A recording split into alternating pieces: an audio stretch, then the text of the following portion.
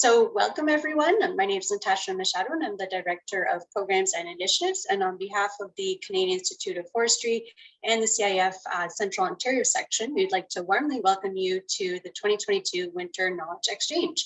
So before we begin, we'll do some housekeeping items as well as a short presentation about who the CIF is and what we're about, and then pass it over to the presenters. So to begin this webinar, we'd like to recognize the treaty and unceded territories across Canada and pay our respects to the Indigenous peoples who have inhabited and maintained these lands for generations.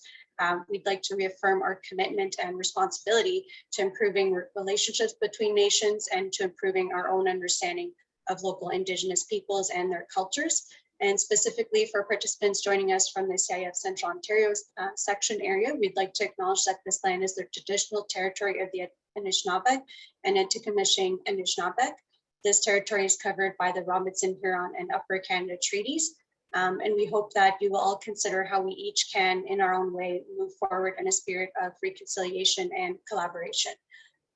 So before passing it along to our moderator for today's session, Adam Hodgson, who's a forestry professor at the School of Natural Environment of Sault College. I'd also like to introduce my colleagues from CIF National Office that are here with us today that help coordinate this event.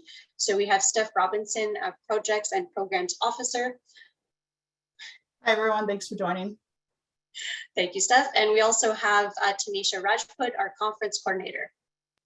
Hi everyone, thank you for being here.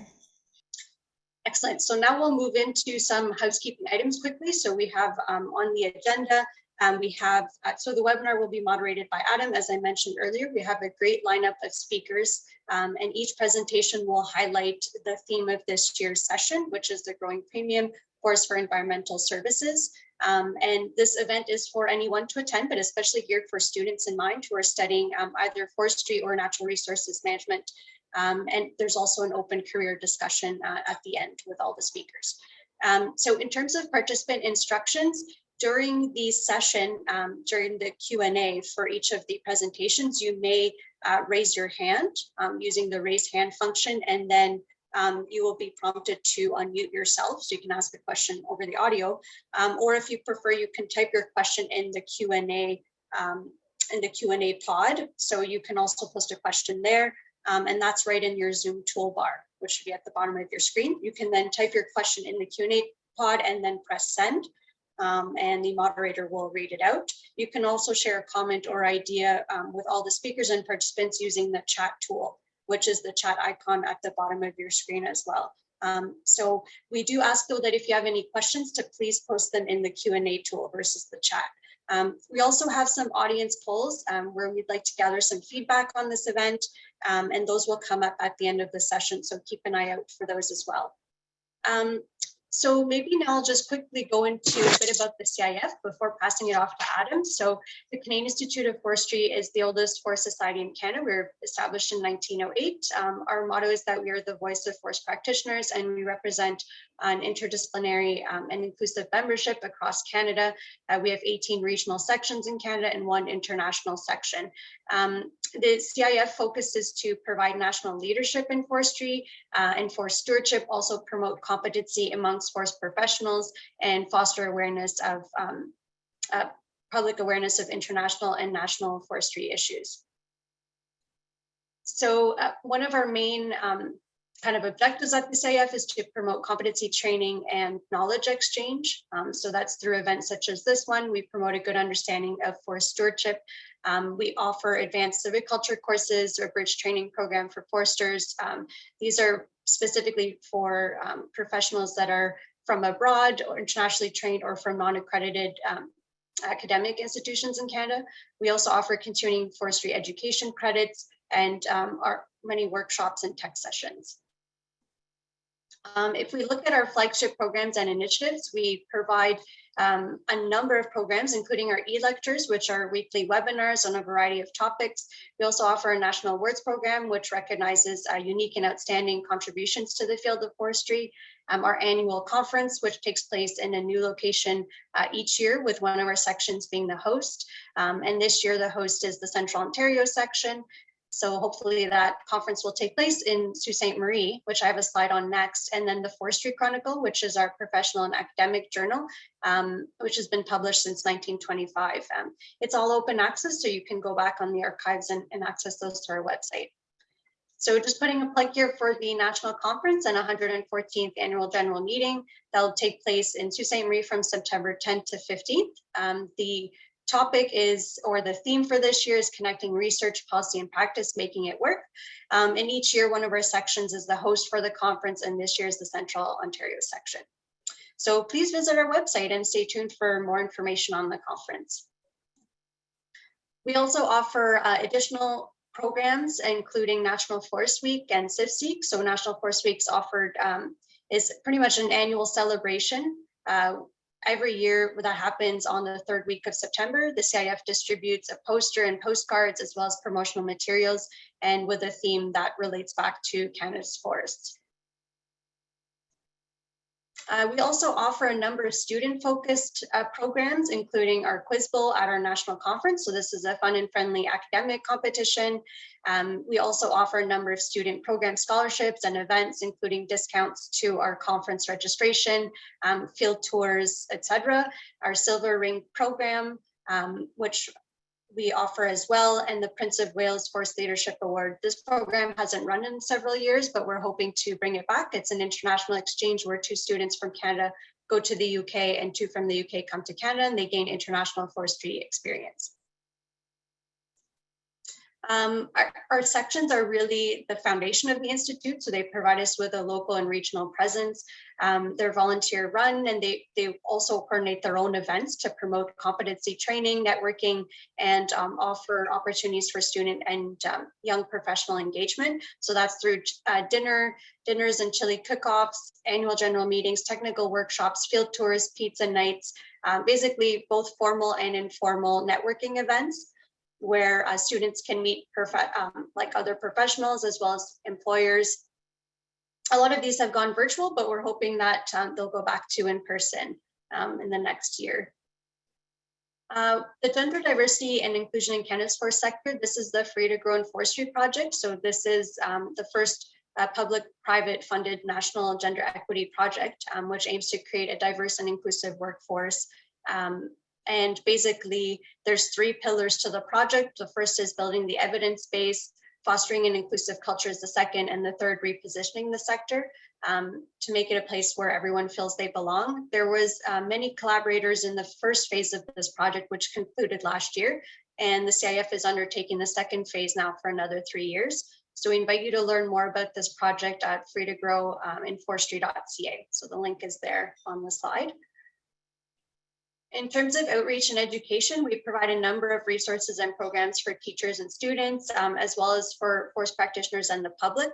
So we have our teachers tours, teachers forestry tours, which we're going to be hosting in collaboration with CIF sections across Canada over the next year. We also offer a number of forest education products, including our teaching kits, National Forest Week handouts. All of these can be downloaded for free on our website. We also are involved in forest history, promoting forest history through our national conference, and as well our member magazine, The Leader, where you can find the latest news and information about what the CIF is up to. In terms of forest advocacy, this is an area where the CIF is striving to do more. We promote forests as a valuable, renewable, and sustainable resource, and we support our members in speaking out on local topics that affect their area. And we'll utilize local media, including speaking out pieces like press releases, infographics, and editorials with active input from our Forest Advocacy Committee. So you can go on our website and look at all our latest blog posts, press releases, and any speaking out pieces that we're putting out. Our connection to international forestry, so CIF members making a difference internationally. Forests Without Borders is a charity that was established by the CIF. So all the funds raised help to provide on the ground work in countries like Nepal and Cameroon, Madagascar, Ghana, and Uganda. And Forests Without Borders will partner with local NGOs to deliver skills and knowledge, and also promote sustainable forestry. And all the funds and resources for these initiatives are undertaken by volunteers that do this important work. And then very briefly, the CIF partners with a large contingent of collaborators and partners all across Canada. These are just a few of our partners, and you can find a bigger list of them on our website if you're interested in learning more. How we stay in touch, we're active on all social media platforms. You can also, if you're a member, receive electronic newsletters, our member magazine in print and hard copy, as well as electronic and weekly email updates. How to become a member? If you're interested in learning more, please visit our website, which is newly revamped, if you will. So it has a new look. Please check it out. You can go to the link there to renew your membership under new members and then register for membership. And thank you very much. So with that, I'll pass it over to Adam now to kick off the session.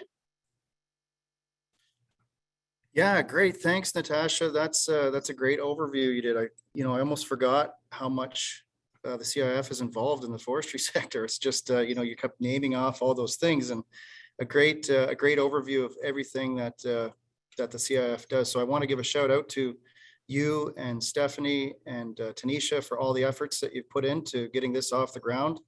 There's a lot of work in the background to put something on like this. So shout out to everyone at CIF National and to the Canadian Wood Fiber Center who provided some funding. So yeah, shout out to them to help us put this on. And a shout out to the CIS Central Ontario section council members.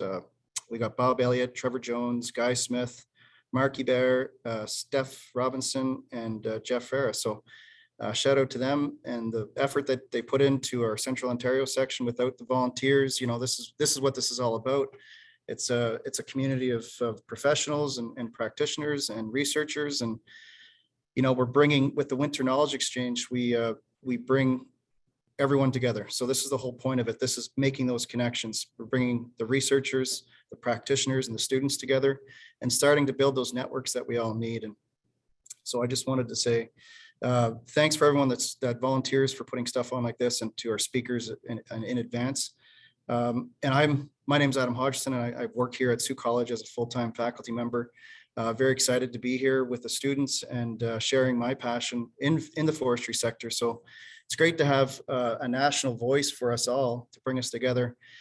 And Natasha, you touched on a lot of the things that CIF does so well. So I'm not going to get into those points, because we should let our speakers speak about what they're going to talk to us about today.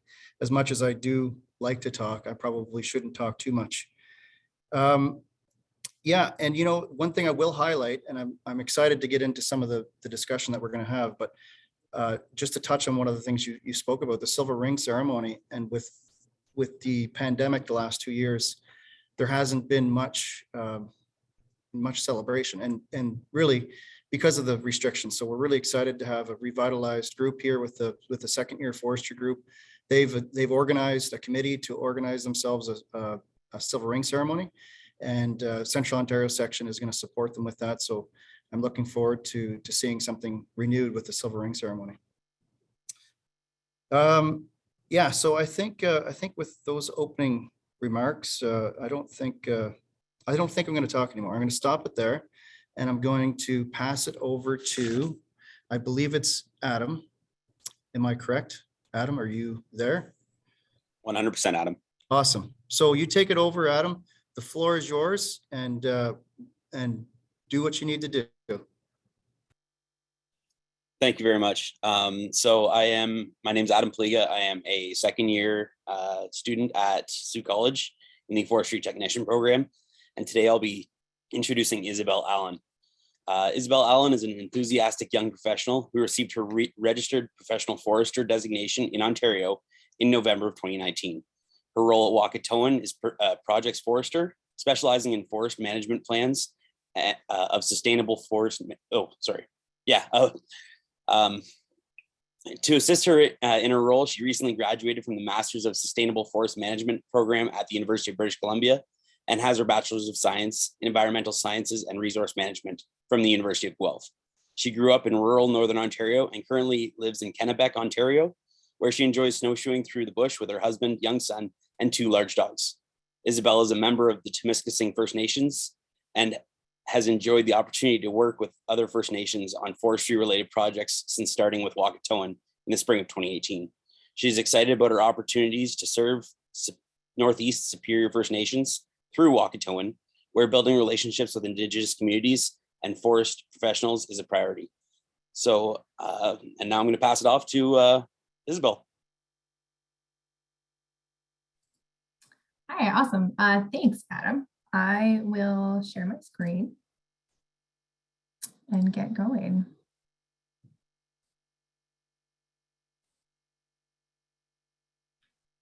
Okay, we're all seeing this?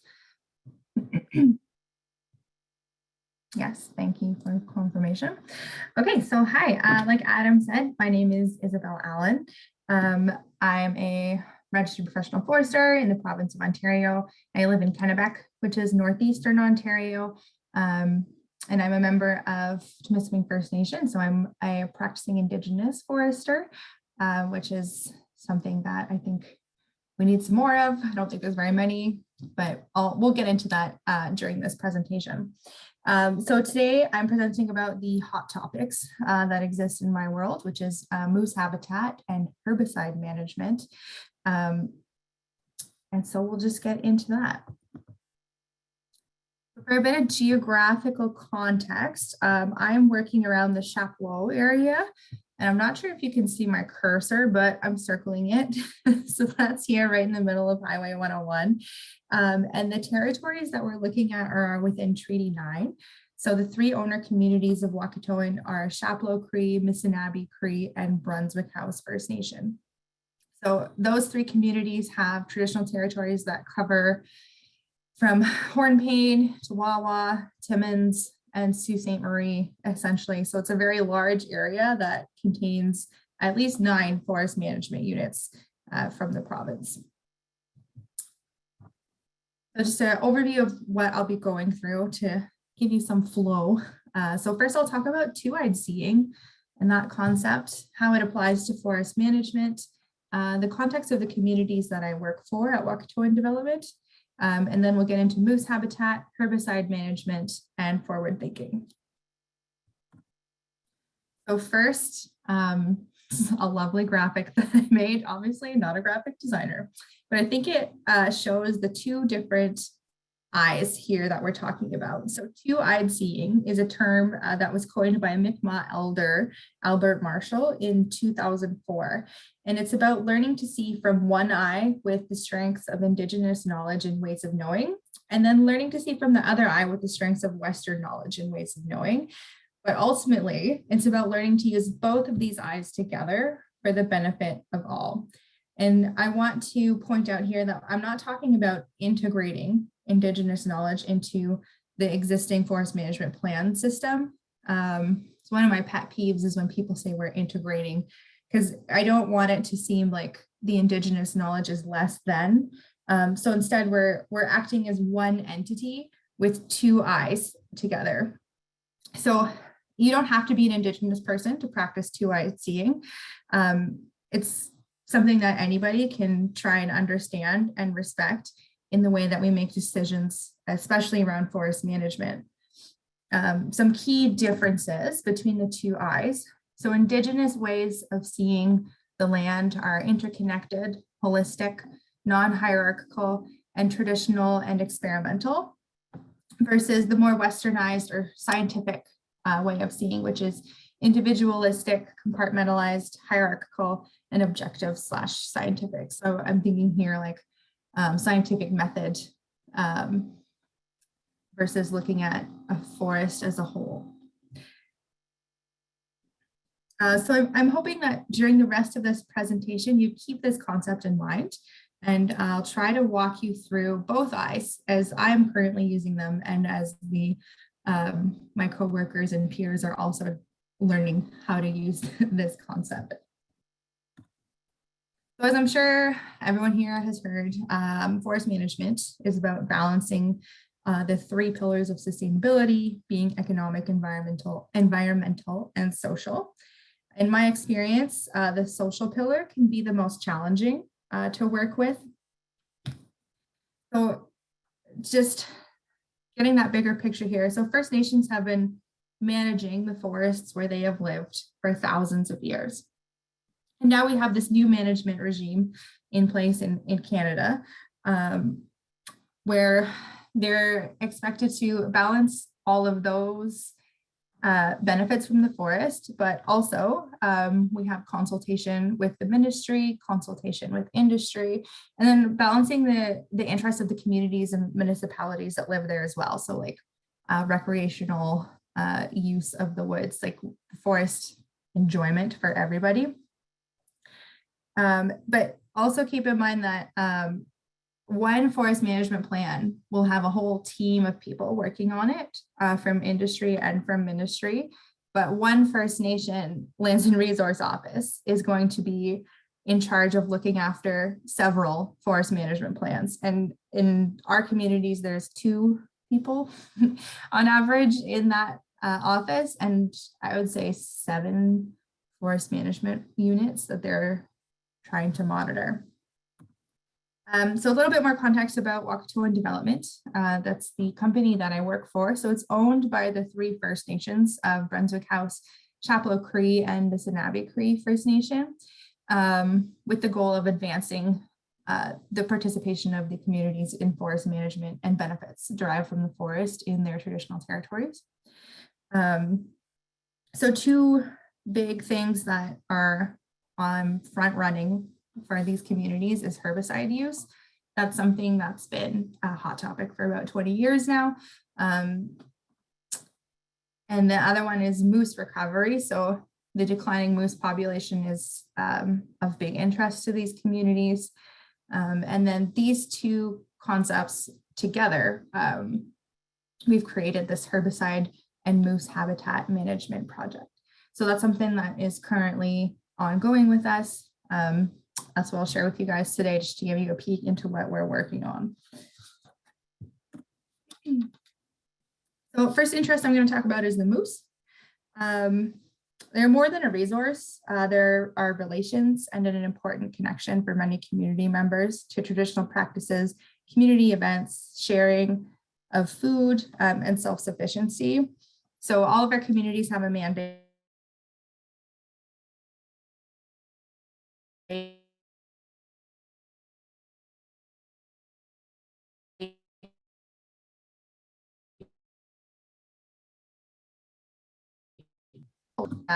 that cultural keystone species comprise more than food or sources of raw materials. They permeate a culture's stories, spiritual practices, and language, and daily practice. They are often associated with resource management activities that inform social practice, environmental philosophies, cultural history, and art. And just as ecologists have long recognized that some species, by virtue of the key roles they play in the overall structure and functioning of an ecosystem, are essential to its integrity, certain plants and animals feature prominently in language, ceremonies, and narrative of Indigenous people. So specifically for the Northeastern Ontario region, moose is one of those cultural keystone species, but they are considered a cultural keystone species for most of Canada. I'm looking at more of the scientific perspective here. They're also an ecological keystone species. So like other large herbivores, they play a major role in ecosystems and can have cascading effects on the species they coexist with, down to birds and beetles. So moose also affect nutrient cycling, both in terrestrial and aquatic ecosystems. So I've just thrown up some scientific articles here, just the titles to give some context around that. There is the Westernized science about why moose are so important to protect and conserve their populations in the area. Shout out to Wakatoan's biologist, Alina, for finding these for me. And then we'll move on to herbicide, which I'm sure everybody is aware is a highly contentious issue across forest management units, both coming from Indigenous and non-Indigenous communities. So for some context here about herbicide use, this is just a random screenshot from Google Earth that I zoomed in on within the Chapleau Crown Game Preserve. which is within our community's traditional territories. As you can see, the cut block here on the right, and then the large forest and kind of maybe wetland and lake system to the left. But the majority of harvesting in the boreal forest in our region, for sure, occurs in SPF, or spruce, pine, fir, and mostly coniferous stands, specifically jack pine dominant. And that's not because there's a lack of hardwood in the area, but because there are a lack of hardwood users in the area. So there aren't many people interested in harvesting the hardwood species, and only the conifers are of high value in this area. So industry is legally obligated to regenerate what they take. So millions of seedlings are planted every year of mostly jack pine, but also spruce and fir. And these are planted even in the harvested mixed wood stands. I'm not going to get really into this because I'm sure you've talked about it in silvicultural classes, but these planted seedlings face challenges in order to grow up to reach free to grow from competing vegetation, specifically the fast growing poplar and birch, or trembling aspen poplar, same thing. But the most current cost and time effective way to make sure that these crop trees can grow to reach that free to grow status is to aerially apply herbicides across these cut blocks where it's needed. This adds up to thousands of hectares per year of aerially applied herbicides sprayed within the boreal forest. So for the Indigenous context on this, and well, for the context on all forest practices for that matter, I've put up the natural law as how I'm going to talk about it. So as things are governed by laws of the natural world, that's also called the natural law. To represent this, I've put up a graphic of the 7 grandfather teachings to represent the natural law. So that's wisdom, truth, humility, love, bravery, respect, and honesty. So thinking about how we regenerate our forests and harvest our forests in this context, I would point to respect. Respect is not killing all of the plant life, insects in favor of the crop trees. So applying herbicides. Humility isn't thinking that humans know better than natural processes or are able to control them. And wisdom isn't decreasing resilience by decreasing diversity, especially in the face of climate change. And the biggest one for me when we're talking about looking with your Indigenous eye and how to make those management decisions is love, actually. So I believe that most foresters and people working in natural resource sector get into that position because they genuinely love the forest and they love doing things in the forest, and they have a feeling that I would call love when you're in that environment. So setting aside your purely brain thoughts and your institutionalized learning for a moment and making these decisions with your heart and what you love and how that feels. I know that's easier said than done. That's a very vulnerable place to speak from. But I think it really helps to open that Indigenous eye when we're talking about connection to the land and how we do forest management practices there. So for the herbicide issue, for example, I know what my heart tells me about raining down chemicals on the boreal forest year after year. But this is an ongoing discussion, and we need to find the best way forward for everyone. So with that, I will get on to my next slide of opening both eyes, because I haven't given you any answers on how to deal with moose, how to deal with herbicide. If you're into true crime, they remain unsolved. It's something that we're moving forward with. It's ongoing practices in the field right now. But I think that seeing with both eyes for everyone involved in these management decisions is going to be critical so that we can work together and address these issues in the best way possible. So I'll give you a glance at something that we are currently proposing in context of moose and herbicide. So our communities, the Wakatoan communities, have identified that food sources, so like young regen, that are adjacent to winter thermal cover are critical to the survival of moose. These pictures here are from the Chapel area, taken in a helicopter, moose hanging out in moose yards. And because of this knowledge of how important that is, it's proposed that industry applies 100-meter buffers of no spray zone around these winter thermal cover areas in order to protect the forage. So I wanted to note, this is a precautionary approach since we're lacking information on how glyphosate is affecting nutritional quality of moose browse.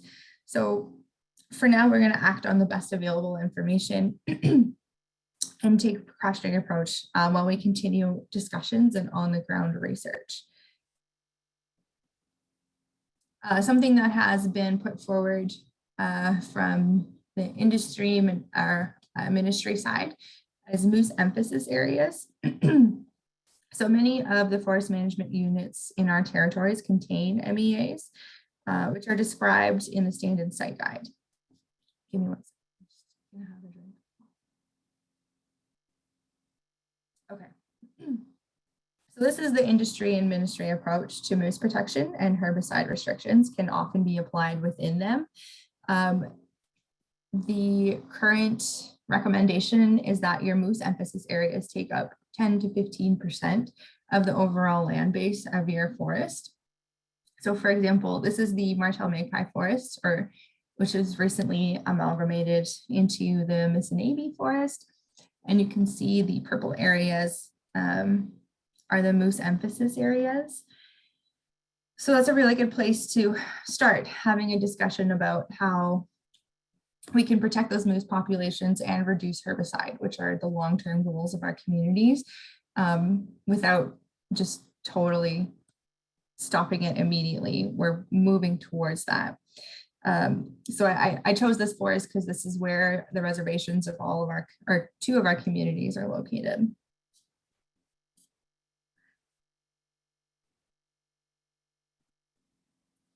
A couple more options that we have talked about that are currently on the table are to conduct monitoring projects that can take place on the ground to measure how effective the MEAs are at protecting the moose populations, how effective spray buffers are, or detailed evaluations of local moose population behaviors.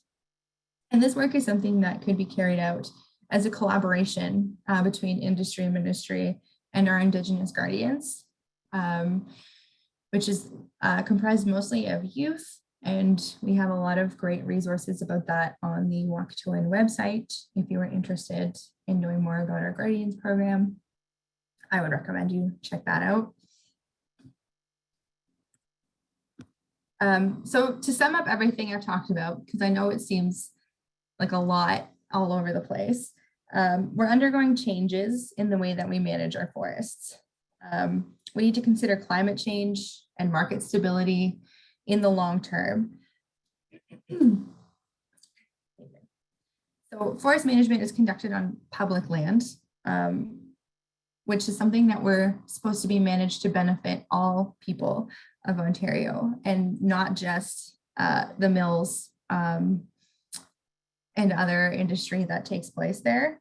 So we need to start using the Indigenous perspective as an example of how we can change our management styles to include a more holistic approach and coming up with solutions that are beneficial for everyone in Ontario.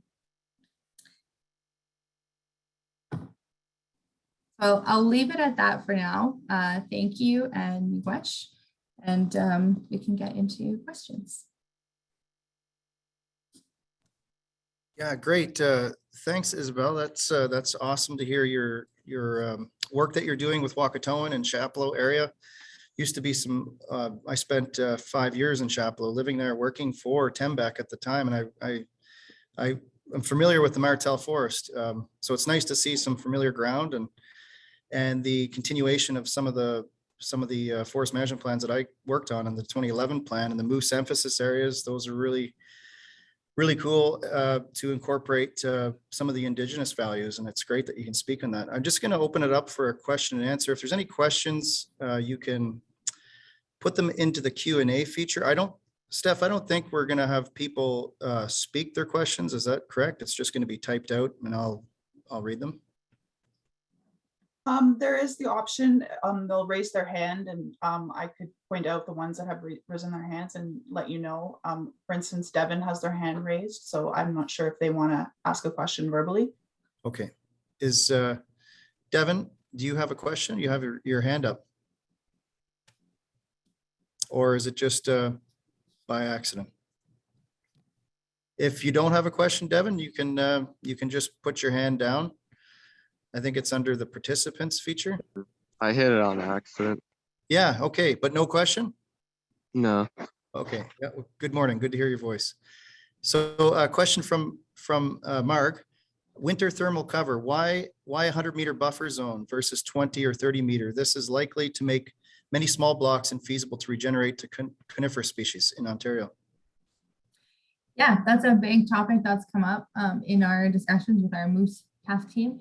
The 100 meters was based on research that we had found from old M&R studies, actually, that showed 80 meters was going to be the ideal area that a moose would use from that winter thermal cover, because they don't move very far in the winter and they'll only go 80 meters from the cover. So we bumped it to 100 to be precautionary, and it's not meant to be a long-term solution. These 100-meter buffers, it's something we'd like to discuss on case-by-case basis and get more like procedures around moving forward.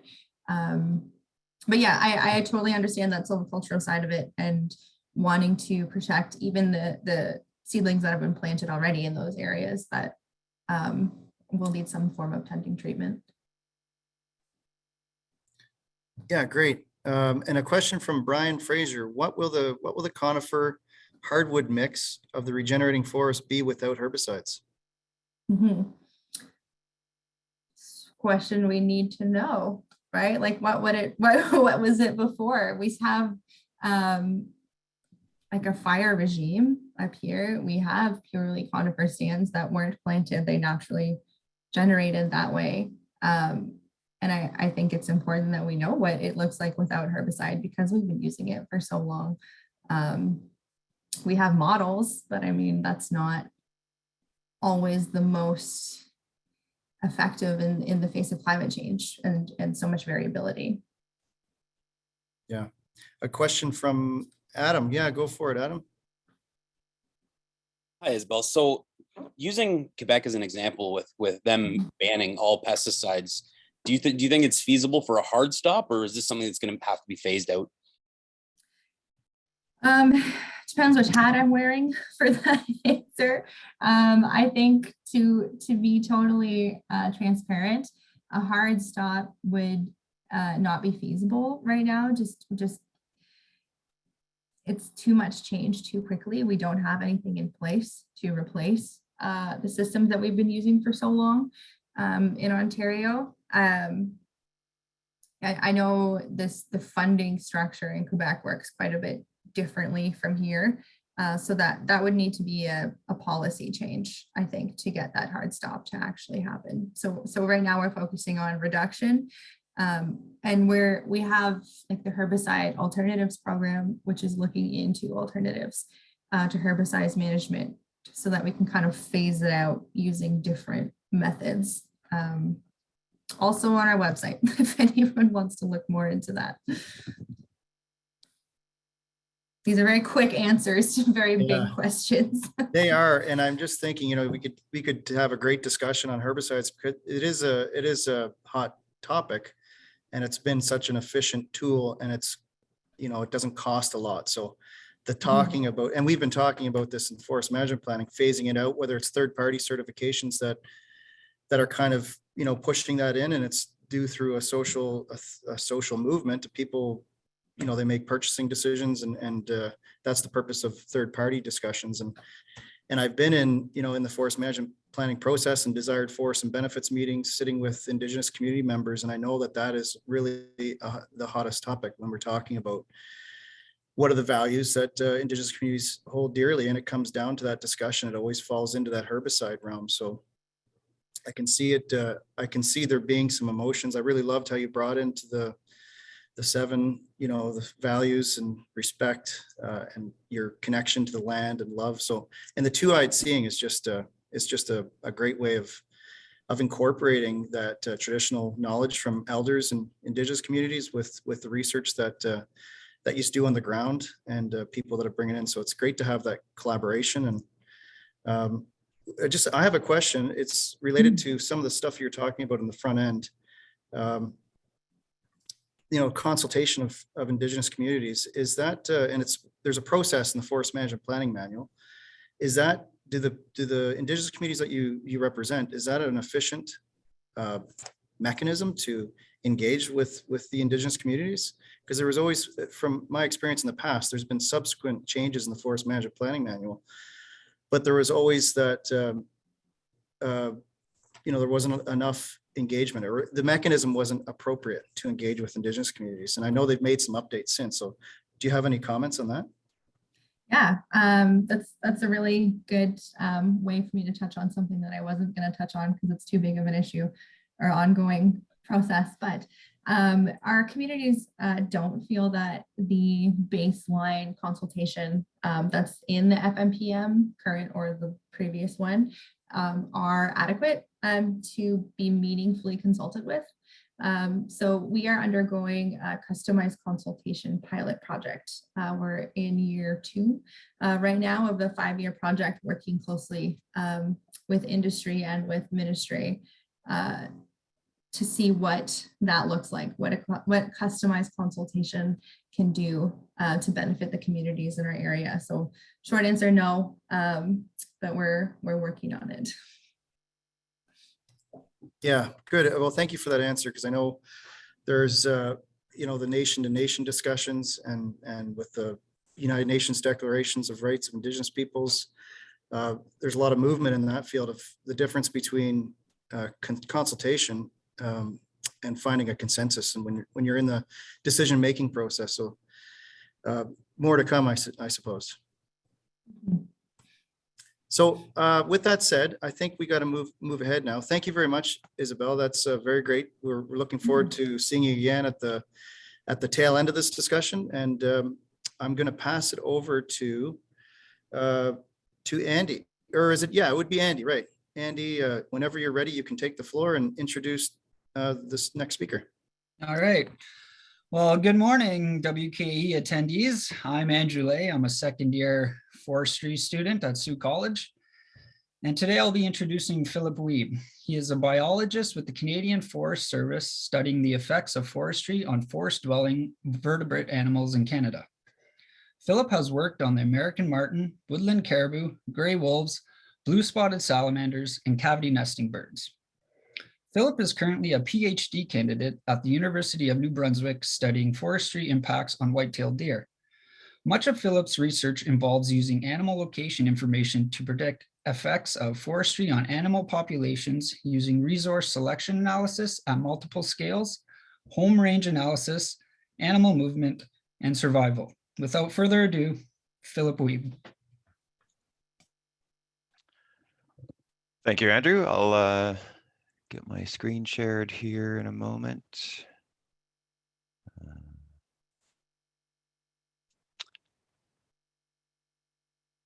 Let's go to.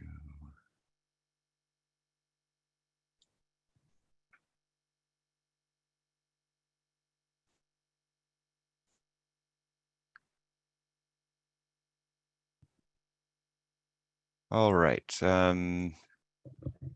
Are people seeing a full screen image of my presentation at this point? No, we're seeing the like the PowerPoint. Okay. I will unshare that and try again. Let's try.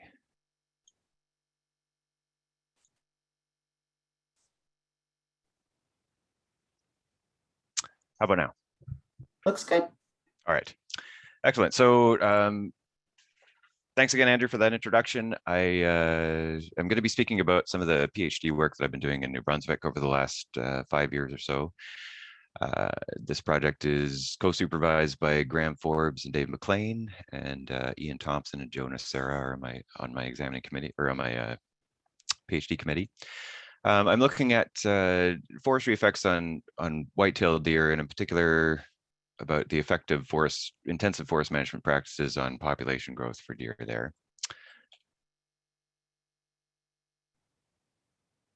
And this is very much a work in progress. By the end, I don't have any solid answers on the big questions, but I'll be showing the progress I've made so far. Okay, that worked.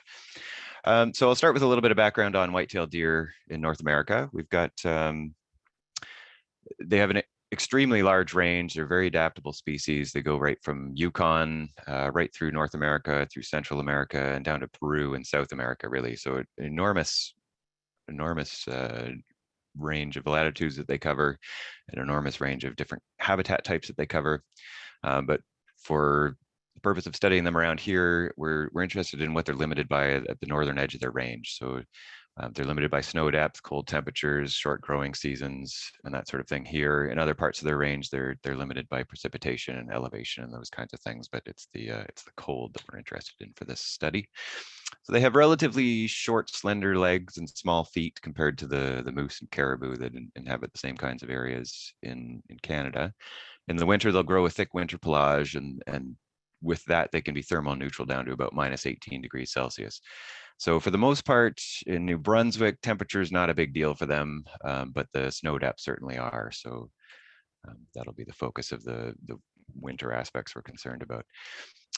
Something that's going on particularly in northern New Brunswick and in various other places around the country, people have been feeding deer for the last 20 or 30 years. And in some cases, it's to an extent where people have kind of invited up to about 300 deer onto their properties by putting out these bales of hay that they replace repeatedly through the season. And it's sort of, it's not being done by the government, but it's not illegal either. So there's certain places where there's quite a few people that are doing this. And we were aware of this early on in the study. So it became something that we wanted to make sure we were controlling for as we designed the study. So a little bit of ecology 101 that's relevant for my study. Deer experience density dependence, much like many other wildlife species. And this is the concept where their population is limited by the amount of food on the landscape. So as a population grows, eventually they start running out of food. And as they get close to that line, which we would call the carrying capacity, population growth slows, and they either overshoot and go into a cyclical sort of a thing, or they just sort of stabilize towards that line that we would call the carrying capacity. Now, in the northern part of the deer range, they often don't get very close to that very often because winter severity is knocking the population back on a regular basis.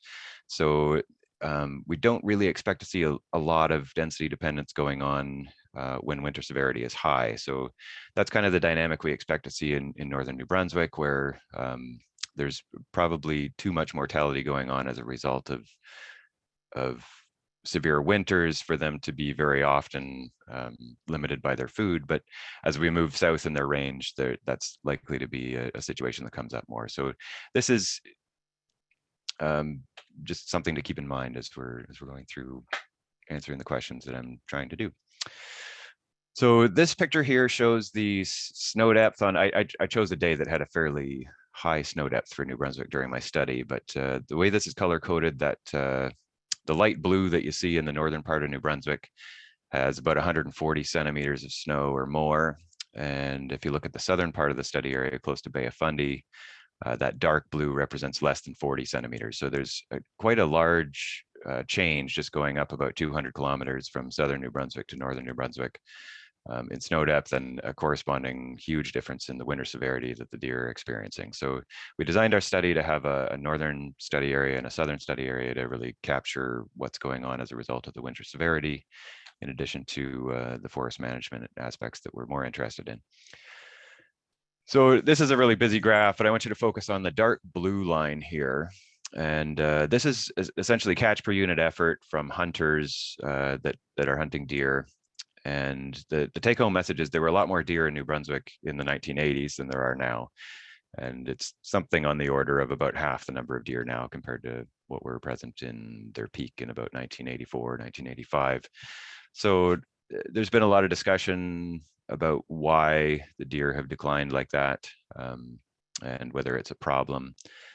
I could point out also that the moose population has basically done the opposite. So they have, the moose population's actually tripled since the 1980s. So overall, it's hard to say whether there's more or fewer ungulates on the landscape, but there are certainly fewer deer than there used to be.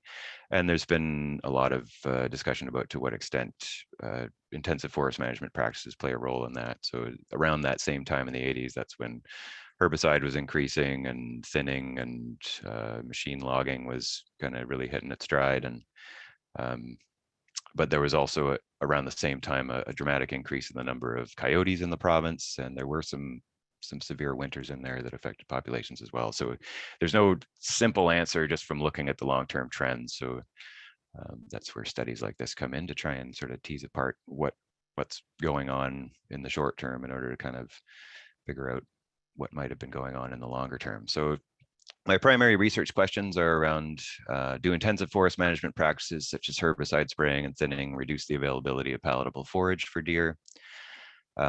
If so, does it matter? Does it matter at the within home range scale in terms of survival and reproduction to the deer? And at a landscape scale within home ranges, do we get higher densities in areas that have more food or not? So this map here shows the province of New Brunswick and Maine and the study areas that I'm using. These lands are the traditional lands of the Mi'kmaq and the Passamaquoddy. And within New Brunswick, we had a northern study area and a southern study area that were chosen to represent a gradient of winter severities and temperatures and snow depths. And then there was a study going on with the Inland Fish and Wildlife in Maine, where they were also collaring deer and interested in winter survival and a variety of other things. So we've kind of cooperated with them in sharing data. So I've got collar data from their side, which has turned out to be important for my sample because a fairly large proportion of the deer that we captured in northern New Brunswick were being fed by humans. And in order to really get at the root of the question that we wanted to, we wanted a more balanced design of having unfed deer that were having to rely on the forest as opposed to relying on people giving them bales of hay on a regular basis. So so part of my sample actually comes from the state of Maine, and the rest were captured by within my study in New Brunswick.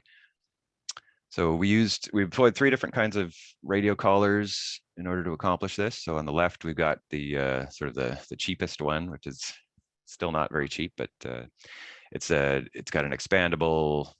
We put these on the smaller deer because they're lighter, and they put out less data. They collect less data, but they cost less, and they're lighter, so they can go on smaller deer.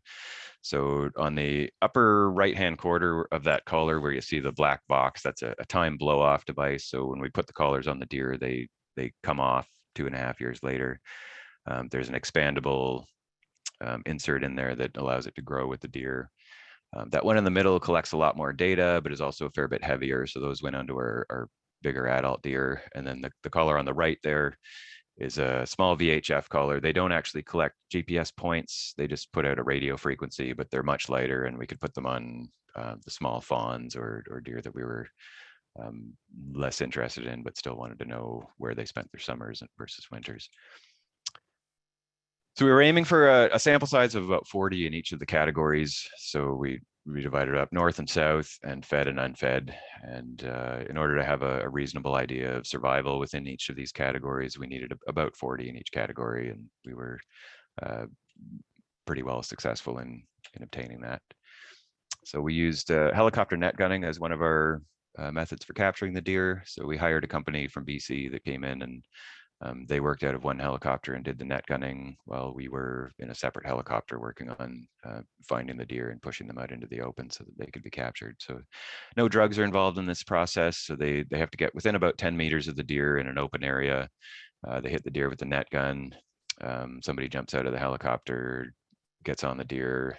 They put a blindfold and some straps around the feet to keep them under control, get them untangled, get a collar on there, take a few measurements, and then the deer's released within about 7 minutes. So it's a pretty quick procedure and works well to get lots of deer done in a short period of time, but also very expensive. We did some darting at the feeding areas. That was kind of the easiest way to do it. With the DNR staff would use tranquilizing drugs to knock them out, and they'd be asleep for an hour or so, long enough to again take some measurements, get the collar on there. We're targeting females, so that was also a lot easier to do at a feeding station when you can just see them standing there. It's much easier to sex them and decide which are the right ones to get. And then the rest, there were another 100 or so that we captured with something called clover trapping. So it's a trap that's named after a guy whose last name was Clover, and it's a sort of a metal frame with fishnet around it and a door that's hooked up to a trigger mechanism made out of fishing line. So we bait the trap, the deer walks into the trap, trips the line at the back, door closes behind it. And then to process the deer, we untie the guy lines on the trap, fold it down onto it, and we can collar the deer, again, take some measurements, give it an ear tag, and let it go. And no drugs involved in that process either. So we were able to just handle it with just physical restraint. And then at the end of the process, we lift up the trap and the deer runs off with the collar on it. So this is an example of about 2 weeks worth of data that we get out of the best collars that we were putting on these things. So we get an enormous amount of data out of them, and the accuracy is quite good. So every one of these GPS points that comes out of the collar is similar in accuracy to what you get from a handheld GPS. And the best collars would put out about 10,000 points in 3 years, and the cheaper ones would put out about 2,000 points in about 2 years. So lots of data to work with from those collars, and really good quality. So from there, we would figure out what their home ranges were. So we'd put it through a probabilistic analysis where we generate a distribution utilization, and then we determine essentially where the smallest polygon you can make that includes about 90% of the points, and a smaller one that is the smallest thing that you can make that includes about 50% of the points. So we would refer to these as the home range and the core range of each deer. So we ended up with about 600 of these to work with. And then if we plot those, what you're looking at here is our southern study area so Fredericton is at the top there and Bay of Fundy at the bottom.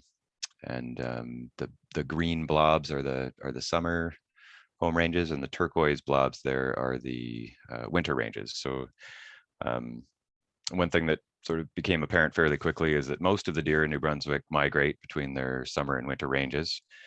And the summer ranges seem to occupy most of the province. There was nothing particularly obvious about what they used and what they didn't use at a broad scale. But in the winter, they very much concentrate into the wintering areas, which represent probably about 10% of the landscape or less. So we've got kind of a 10-to-1 ratio between summer and winter occupancy, and a corresponding difference in densities that we see at those in those seasons. So this is the northern study area. And in this one, there's a red polygon here that represents Irving's private land where they do the most intensive forest management, which was kind of a focus of the study, is looking at how this really intensively managed forest is used by the deer. Again, the green blobs are the summer, and the turquoise ones are winter. And again, they're sort of concentrating in a few areas in the winter and are kind of spread all over the place in the summer. And in the the most northern turquoise ones that you see there, that's the town of Saint Quentin, where there's a whole lot of feeding going on. So pretty well all of the deer in that area go just hang out near people's houses and eat hay all winter, as opposed to using a real wintering area.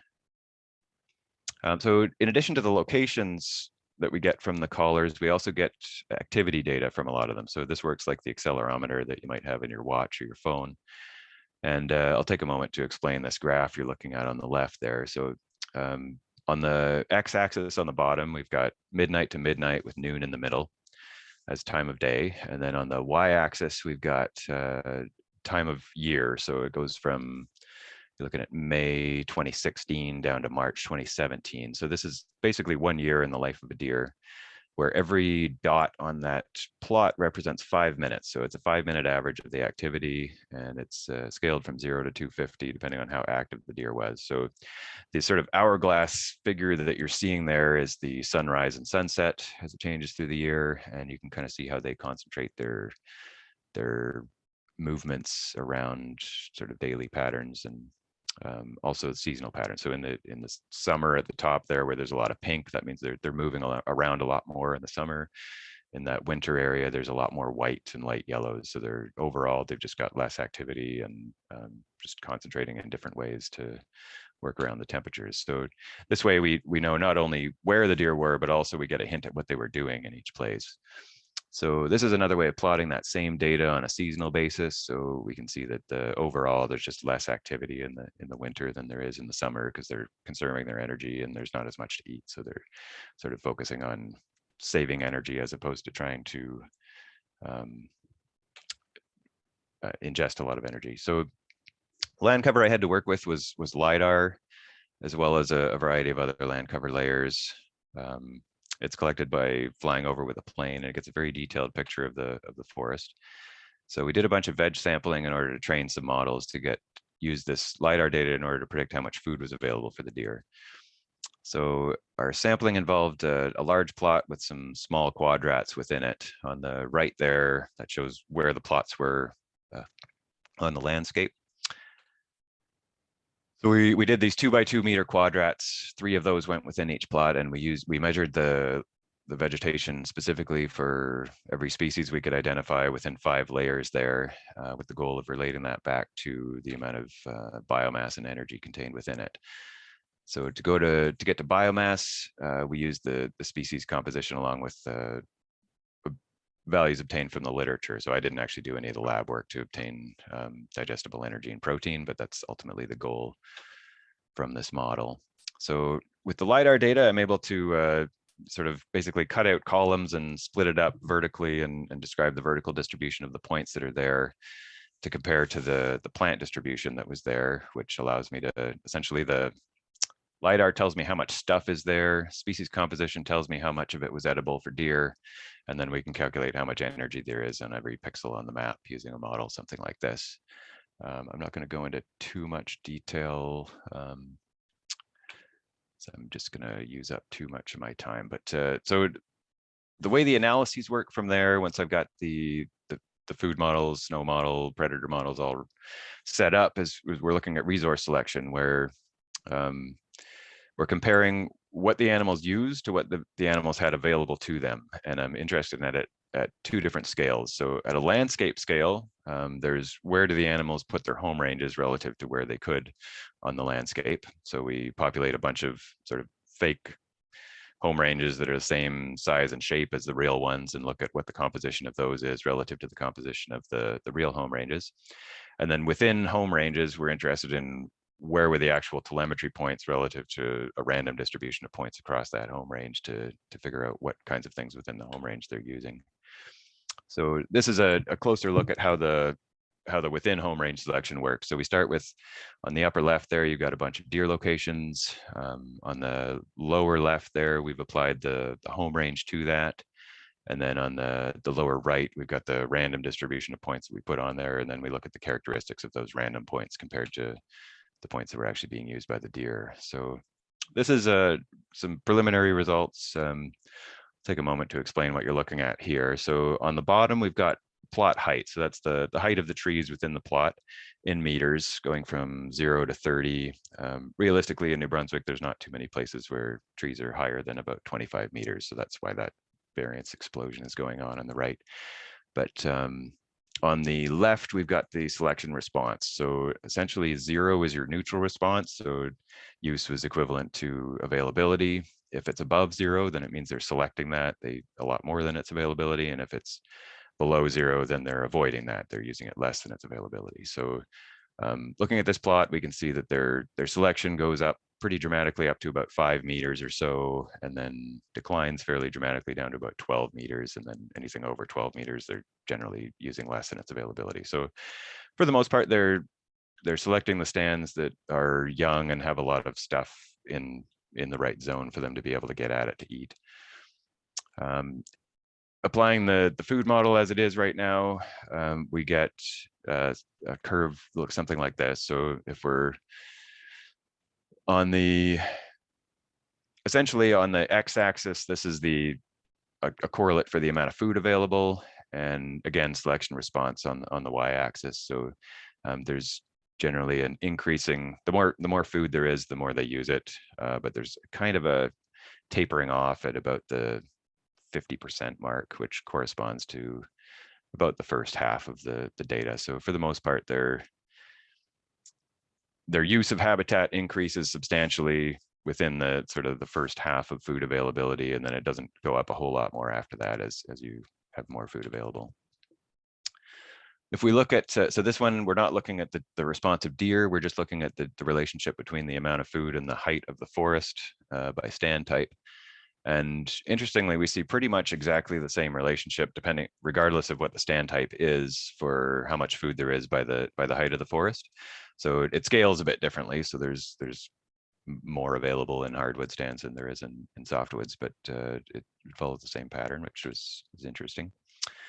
And if I break it down into categories, what we're seeing is that the deer are using, so in this case, the light green are the bars where the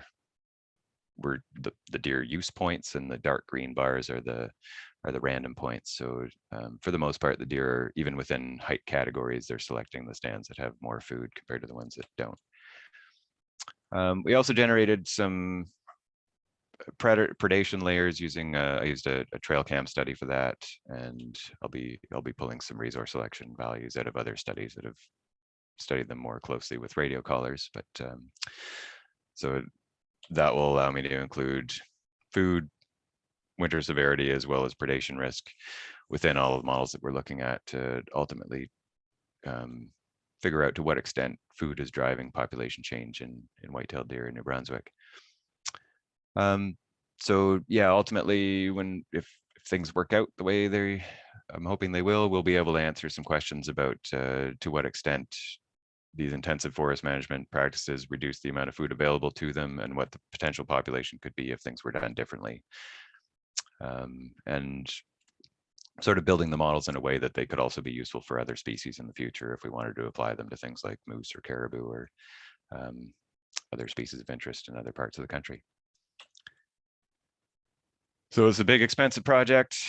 I think our budget's been somewhere around $1 million, and the bulk of this is coming from a collaborative research development grant through NSERC. So NSERC and Irving's the industrial partner, NSERC's the primary funder through the university. And then we're getting other money from Canadian Forest Service, a lot of help from government of New Brunswick, DNR, certain amount of help from University of Maine, Maine Inland Fish and Wildlife, and a couple other organizations there.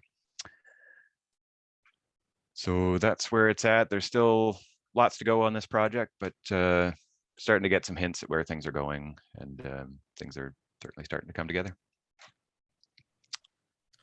Yeah, great, Philip. That's a great presentation on your research, and it really just kind of hits home as to how complex and the amount of data that you're working with, and you throw $1 million at it.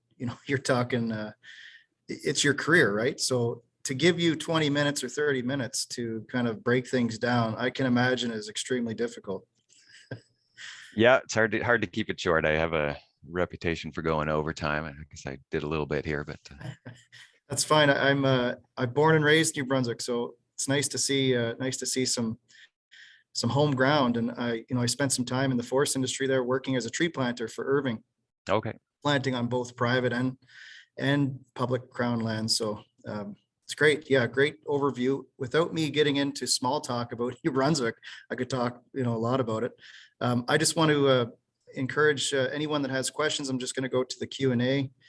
If there's anything that you want to raise your hand and ask Philip related to his research that he's doing on the white-tailed deer population, please go ahead. So the first, we have an anonymous question. Can you comment on the increase in moose population given the use of herbicides in New Brunswick?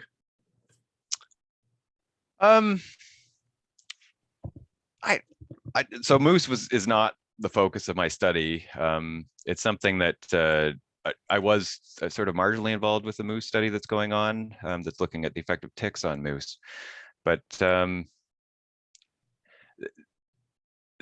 despite the fact that herbicide is being used, there's still a lot of food out there. I mean, it sort of, the herbicide knocks back the shrubs for about a year after it's been applied.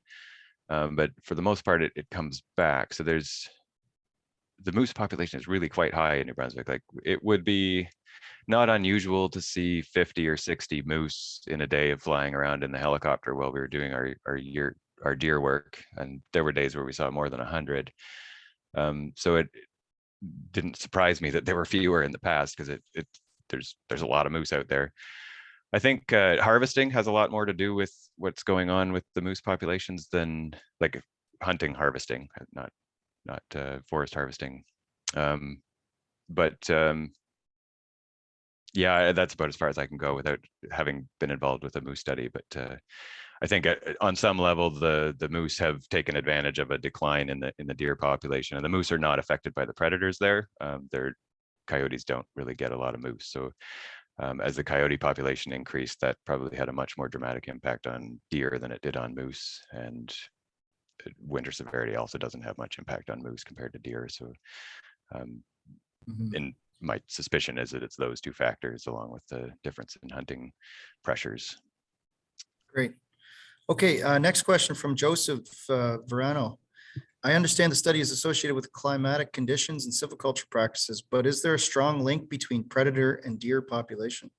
I think you might have just started touching on that. Yeah, on a broad scale, so deer are not indigenous to New Brunswick. So they started showing up in probably the late 1800s, when European settlement created a whole bunch of disturbance that wasn't previously there. So the original ecosystem of New Brunswick would have been caribou, moose, and wolves, but white people wiped out the wolves and the caribou and brought in deer, basically. So the coyotes didn't follow until about the 1960s. So there was a long period of time where deer had essentially no very effective predator in New Brunswick. There would have been some bobcats and bears that would have taken the young ones, but really it's only the coyotes are taking the adults on a regular basis. So that was something. The coyotes were definitely mounting around the same time that the deer were peaking. So when I look at the long-term graphs, it seems clear that coyotes were a factor. Whether it's the factor, well, it probably wasn't the factor, because there's also forest management changes going on around the same time. So that's what our study is designed to try and get at, is to what extent we would expect forest management changes to be the driving factor versus winter severity or coyotes. Winter severity doesn't seem like a very likely cause for the long-term changes, because it can knock them down temporarily, but for the most part, if that was the only reason they got knocked down, they'll bounce back when you have some mild winters. So it may be an instigator of some other kind of change, but it's not a long-term, it's not something that knocks them down long-term. Great. Yeah, thanks. Thanks, Joseph, for the question. Mike Hopting, very interesting, Phil. Is it fair to say that the main preference is young forest regardless of type? Yes, in summer. So what we were looking at here was the summer part of the analysis. I haven't done the winter part of the analysis yet, but I'm expecting a very different result from that. So in the summer, deer are basically trying to put on as much fat as they can in order to be able to make it through the winter. And then in the winter, they concentrate into the coniferous areas. The snow is easier to move through. By grouping up, they can follow each other around on trails. They're not able to eat as much, but they can conserve a lot more energy by staying out of the wind, staying under cover. So yeah, so for the summer, that's definitely true. They're targeting those young stands, but in the winter, it's the older conifer stands that they're looking for shelter. Great. Yeah, thanks, Mike. We'll go. We'll do another question or two. Any other questions that come in? Maybe Philip, you can just go into the Q&A section and do a written response. And sure. But I'll read Mark's. The MNR conducted vegetation management research in the 1980s. So here in Ontario, it takes a long time to see results in our northern forests. So good to look at the existing research. Yeah, thanks, Mark, for the comment. Yep. Okay, so Daniel Susi says, have you incorporated the roadkill data? Here we go. It's just moving around on me. Where is that gone? Have you incorporated the roadkill data to your study? A lot of feeding near plaster rock with EV road numbers. Right. Sounds like there's a New Brunswicker there. Yeah, so one thing I'm lacking from my study is good information on reproduction and survival in that first 6 months, because all of our collaring happened in the winter. So the youngest, like fawns that were collaring are 6 months old or more. So I'm getting the other demographic parameters that I need in order to relate it to population growth from DNR, and the bulk of that is coming from the roadkill data that's collected around all over the province. So they'll get somewhere in the neighborhood of 2,500 deer a year, and a lot of them get dissected out. They look at the uterus and see how many fetuses are inside, and they age them and sex them, and they get a lot of information from the roadkill data there. So it's quite a rich source of information that will be incorporated into my thesis. Great. You just need another $1 million. Well, that's already been collected. So it's and yeah. I have it in my, it's on I've got about 30 terabytes of data involved in this study, and that's part of it, but it's taking a while to get through it all. Yeah, no doubt. Okay, so I think with time, we're gonna hold on. There is some questions, Philip, if you don't mind going into the Q&A there, and just there can be some discussion just via texting or messaging each other. That would be good. But I'm gonna pass the torch over to Brody, and we're gonna get started with Isabel's instruction. So Brody, if you're there, we'll pass the torch over to you, and we'll keep on moving here. Perfect. Hey, thanks, yes, Adam. No worries. And I just wanted to say thank you to Philip again. I know there's a lot of information that we can share here, so really appreciate you sharing your research. All right. So hi, my name is Brody Chisholm. I'm situated in Sudbury, Ontario. I'm a second-year student in the Forestry and Fish and Wildlife program at Collège Boréal. I will be presenting Isabelle Aubin. Isabelle Aubin is a research scientist in forest ecology with the Canadian Forest Service, working at the Great Lakes Forestry Center in Sault Ste. Marie, as well as an adjunct professor at l'Université du Québec in Outaouais and l'Université du Québec in Rimouski. Her research explores the impacts of human-mediated disturbances on forest ecosystems, with a focus on the application of functional ecology to practical problems in forest management. She develops approaches and tools to improve how we assess, predict, and adapt to impacts of global change on forest integrity. Her research also includes restoration of industrially disturbed landscapes. Thank you, and here's Isabelle. Thanks, Brody. So for this presentation, Tanisha will move the slide, and I will close my camera just in case, because I'm currently at my camp and the connection is not always the best. So let me know if there's any problems, but I will just close my camera for the presentation. So good. So just give me 1 sec. I will put my stuff ready to go.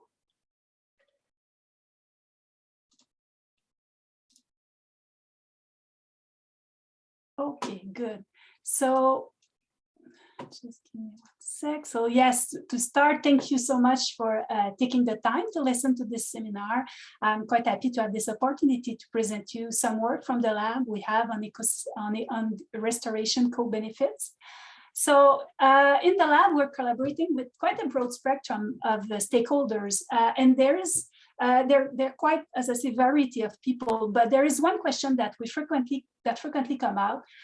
It's what should we plant? It may look like a simple questions, but it's coming all the time from a lot of different situations. For instance, it could be for the restoration of an urban woodlot after the emerald ash borer had killed all the ash trees. It could be for the closure just of a path in the park. It could be for the restoration of industrial landscapes. I'm still in the first slide. I'm starting. I will let you know, Tanisha, when I need to switch. So yeah, so just to say that there is a lot of situation where we are asking this question that may look simple, what should we plant? But it's a question that my goal with this presentation is just to point you out that this is, even if it looks simple, it's not a simple question to answer, but there is ways to get some element of answers, and that's what I will go through my presentation. So let's go to the slide 2, Tanisha. So why are we planting trees? So we have been planting trees to tackle timber shortages. Sorry, I was in French just a few minutes before. my mouth is not switched to the English. So we have planted trees for wood production for centuries. And we have developed a wealth of knowledge on how to grow trees from centuries of practicing silvicultures and studying what works, what doesn't. And we have developed model to predict tree growth and yield, and to monitor, and we are monitoring stand development. So we have become very good at responding to our need in wood fiber. So I will go to next slide, slide 3, please. So, but the trees we know are providing us much more than just wood fiber. They fulfill a multitude of environmental and sociocultural needs that we have that are really important for our quality of life. They reduce the urban heat island, they filter air, they are key for our mental health, especially right now during this pandemic. And also by sequestering carbon, trees are key allies in our fight against climate change. The role of that forest play in climate change mitigation is more and more pointed out. And tree planting is now identified as one of the most effective strategies for climate change mitigation.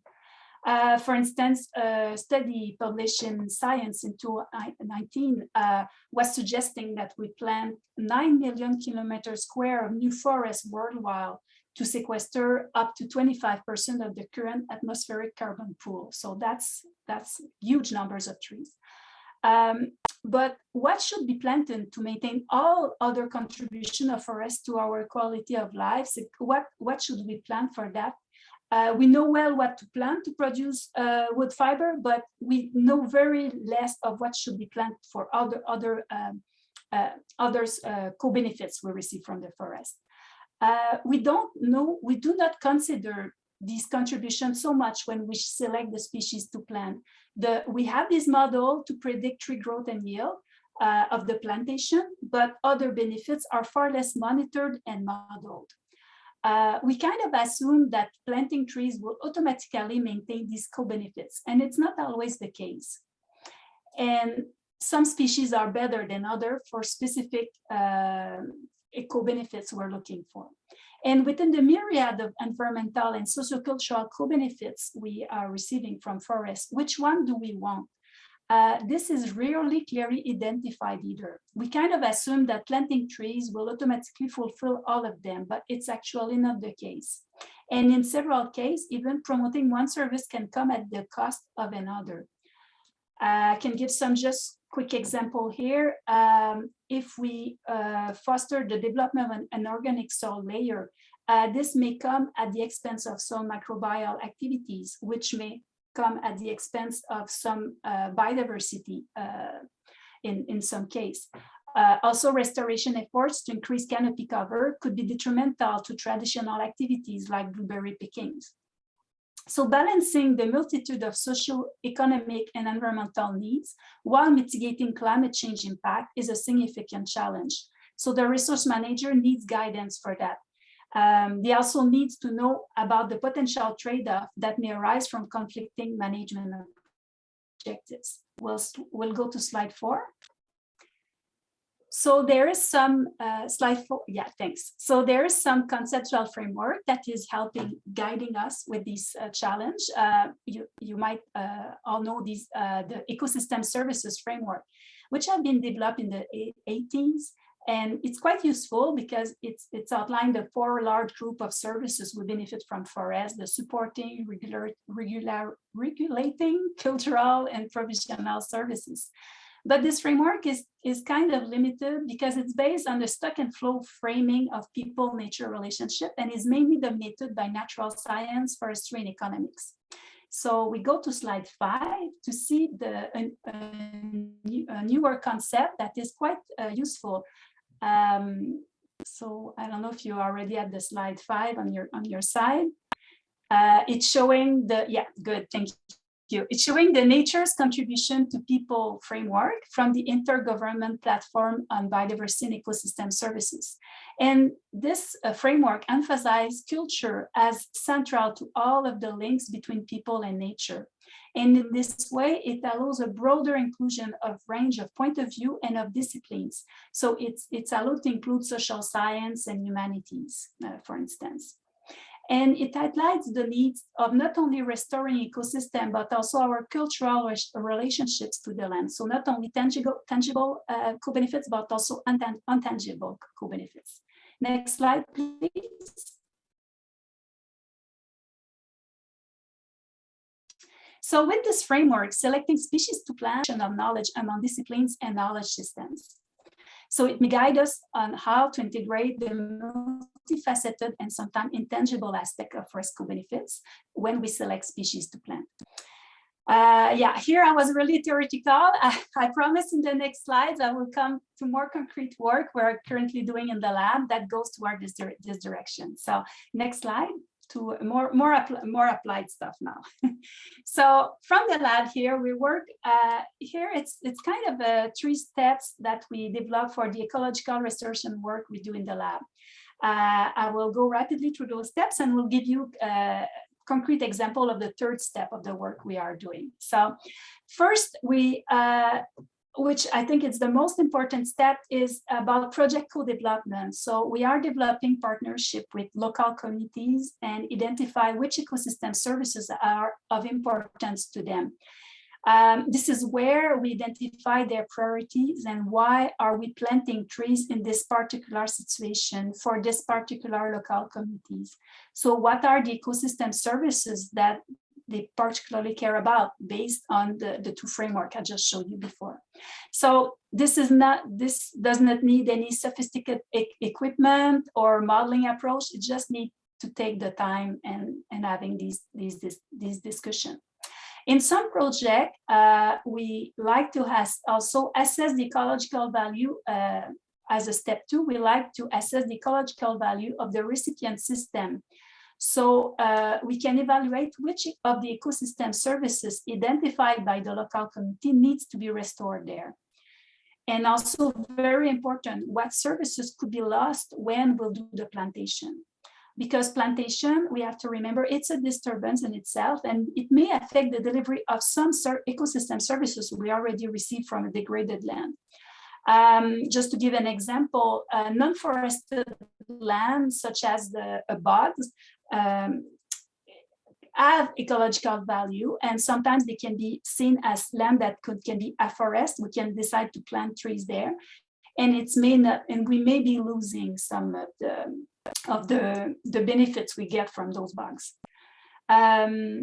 Yeah, because those bogs are kind of carbon sink, and if we do site preparation and planting there, they could even become they could release carbon, so it really impact their capacity to sequester carbon. So yeah, and there's plenty of examples like that. So we have to keep in mind that when we decide to restore land, we may lose we may lose some stuff. So there's a lose and gain that could happen from at the same time. So it's not simple. So after doing this assessment of the site to be restored, the third step we're looking at is about species selection. Which species to plant to foster ecosystem service delivery. And this is the work I would like to show you in the next slide. So slide 8.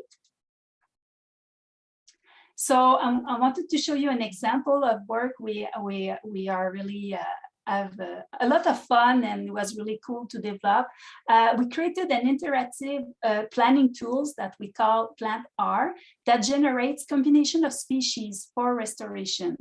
So typically species selection, so I show us the question that I ask all the time in this presentation, is usually we base it on species composition of a reference ecosystem. We just say, okay, in the past this was growing there, so we'll try to plant about the same things.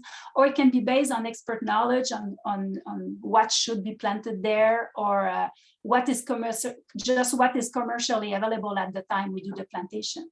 So this tool here is intended to help resource managers to select most appropriate species to plant in order to achieve the restoration goal and optimize the service they can receive from the restored land. So what should we plant to enhance a particular ecosystem service? And how can we balance the various management goals, particularly if promoting one may come at the cost of another? So next slide. So before showing you this work, I wanted to outline that this is not my work, it's the work of it. It's really teamwork here. Want to point out Kieran Santella, the restoration ecologist, whose hard work is central for the development of this tool. And also Dennis and his team with Mackenzie and Fabio, who is providing their modeling expertise. So next slide. So we developed this tool for a pilot study in Sudbury, where we had received great collaborative support from VTAC, the Regreening Advisory Panel of the City of Sudbury. So this area is internationally known for its heavily degraded industrial landscapes, as well as its successful and innovative reclamation program. So the forests surrounding the city have been severely affected by logging, as well as mining and smelting emissions. So this results in loss of canopy and ground cover due to these industrial activities. And then it's resulted also in an extensive soil erosion. So this landscape had begun to slowly recover since the emission reduction in the 1970s. And there were progressive reclamation initiatives that have been done since then, and that have further enhanced the recovery of the landscape. This includes the application of limestone, fertilizer, seeding with agronomic grass legumes mixture, planting of trees and shrubs. There have been a lot of different things that have been done there.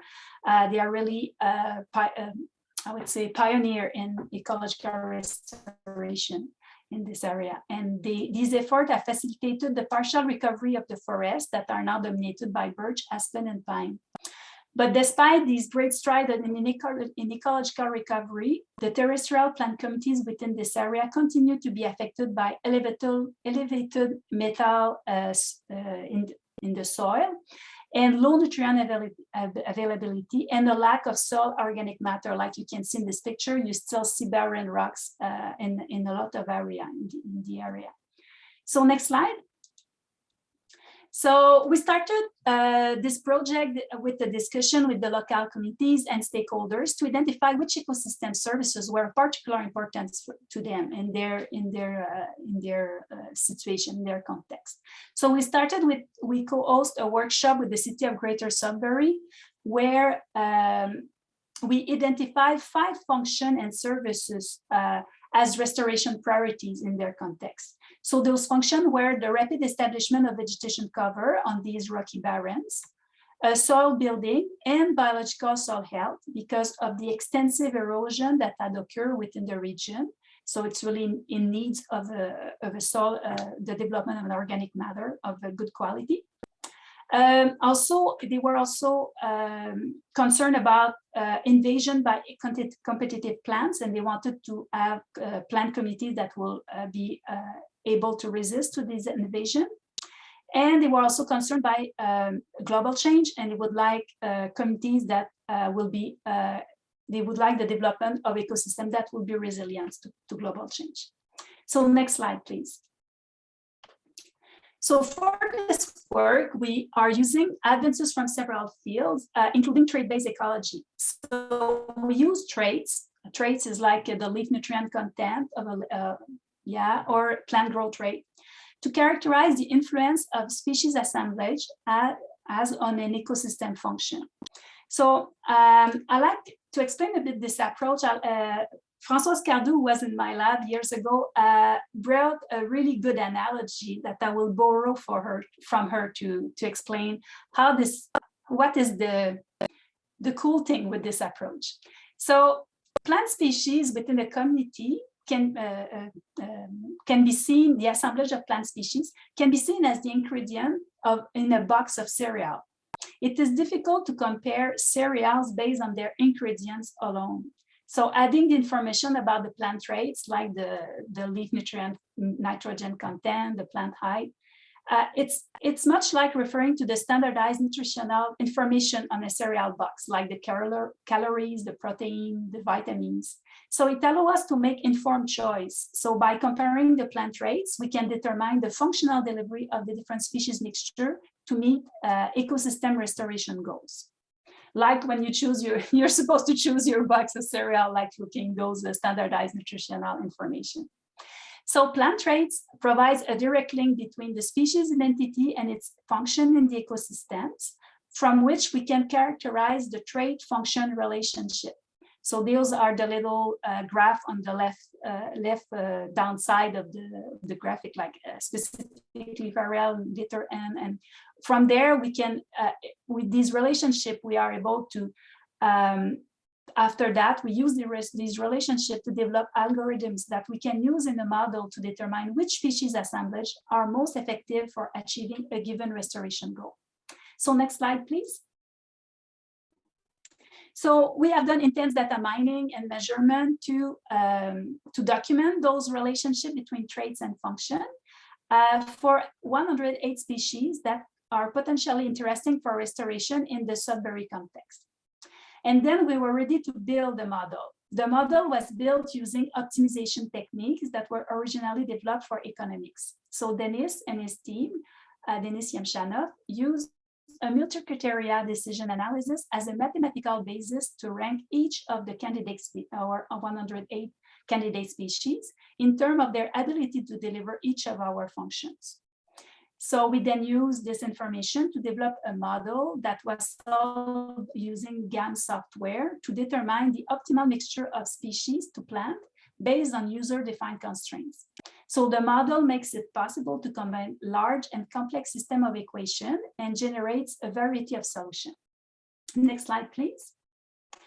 So we had this model, but we are working with it's an applied project. So this model cannot be used by a forest manager. So we developed for that a visualization tool on Power BI platform to make it accessible, the output of the model, to the resource managers. So this tool is currently at its beta testing stage with, so we hope to be able to make it available in the near future to larger community. So this tool consists of an interface that a user can use to select specific operational constraints, such as the ecosystem services that we want to consider, a budget, and the number of species to include in a species mix. So we tried to make this tool as flexible as possible. So you do not need to understand how our model works or be familiar to any programming language to use the tool. The user can play with the tool simply by selecting function and constraint that reflect their specific need for each stand to be restored. So next slide, please. So the model, what is create? It's creating virtual plant communities. So it generates a set of optimal solutions according to the criteria that was selected by the users. So here you see this graph that shows the output of the model. This graph having 4 axes, each one representing an ecosystem function, which were a restoration goal in Sudbury. So each of those dots is in this graph represent a solution plotted against those 4 axes. So the user can click on a dot to consult the species mix generated by the model. So we'll go to next slide. So here an example of a solution of the model. So it's a species mix, the solution of the model.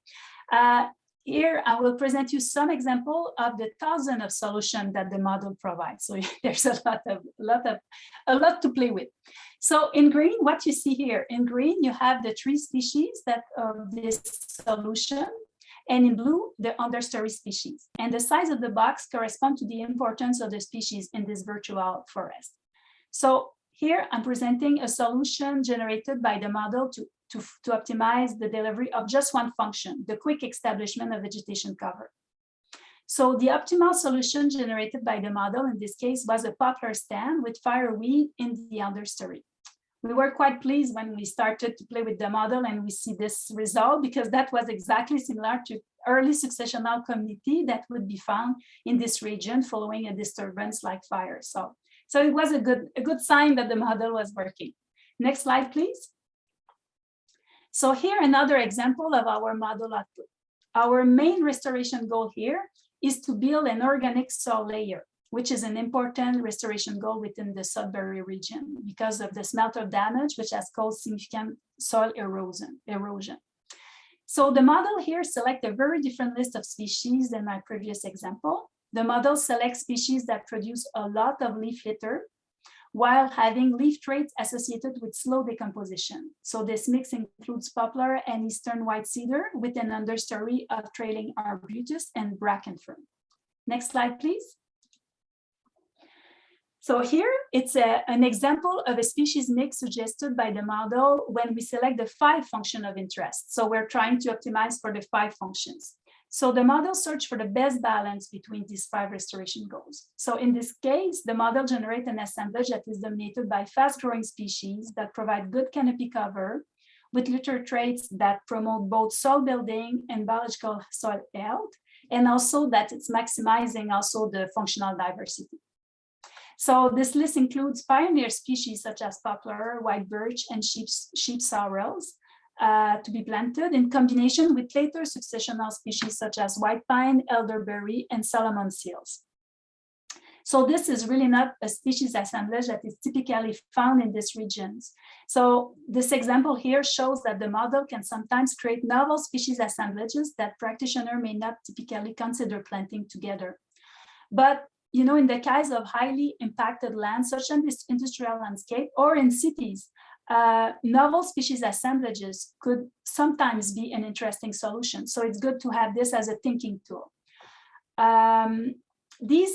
So I just show you 3 of the thousands of species mix generated by the model. But soon we would like to make, so anyway, if you are interested to play with the tool, send me an email and soon we will be able to send it to more people to have as another step of our testing of the tool. So just rapidly, some interesting insight from our model's run. So we noticed that the species mix generated by the model does not have to be super diverse or super expensive to achieve the restoration goals. We saw that our model, that it does not cost more to plant species assemblage with high functional delivery. Also, when the species are well selected, only few species may be sufficient for delivery of the ecosystem functions, the target ecosystem functions. Because based on our model runs, we have found in several cases that the same delivery levels was reached within a community of 8 as within a community of 20. So it's not that much expensive, and it's maybe not that much complex to optimize the delivery of the service we want. So next slide, please. So implication of all that, this model provides to resource manager a science-based method to formally integrate environmental co-benefits when designing restoration programs. So it may also improve to effectively balance the multiple co-benefits that local communities rely on. So it helps think about how we can maximize and include all the trade-offs you may have in some of those co-benefits that we want from forests. Also, something interesting is that the ability of it may help also the fact that the model generate custom solution for multiple stands with different management objectives. You can just play with the model to adjust to different management objectives. This could also be useful for the diversification of the species mixed use in large scale restoration programs, because sometimes we kind of not having more ideas. So this could be a good place of having an idea of new mix of species. Playing with the tool provide ideas of potential trade-off between restoration goals, idea of combination of species to plant to reach our objectives. But one important point I want to outline is that the model output should not be used as prescriptive, but should be seen as a thinking tool to brainstorm and suggest idea to help reach restoration goals. It does not replace knowledge of the practitioners, and yeah, it needs to be adjusted to the reality of the stand. Yeah, and there's still, that was really a first step. There's still a lot to do to improve this model and this tool. Some of the future work we would like to refine the inclusion of the regional species pool in our model. So this will provide to the user the option to select species mix closer to what is found in natural systems. They can decide which level of novel ecosystem they will accept or not in their species mix. Another important, very important next step would be to calibrate the model with field experimentation. Does the planting species really provide the desired ecosystem services? And also, what is the long-term ability of those species mixture to effectively deliver function? This is our important question. Next slide, please. And going further, one important missing piece here is the inclusion of the time frame. Co-benefits we provided by planting trees are not instantaneous. It should be planned under a realistic time frame. It will take maybe 25 years for the planted trees to have a real impact on carbon sequestration and in Thailand. We cannot ask a little seedlings, a little sapling to do that. Right? So what we plan now will provide these services in decades. But with all the new modeling techniques, can we plan restoration in a way that answers some of the future terms needs while planting for some of the short-term needs while planning for the future? Why not designing plantation to have a succession of species dominants that provide a succession of service? I think we are getting there. For instance, at first we could have species, we can plant species that will have the dominance. The dominant species will provide rapid vegetation cover that can reduce soil erosion. And those species can also provide fruit picking. They can have importance for butterfly or attract birds that will bring passive restoration by birds bringing new seeds from surrounding forest. And with tree growing, a close canopy will reduce the dominance of the shade-intolerant species with an increase of species that will provide long-term ecosystem services, like the carbon sequestration.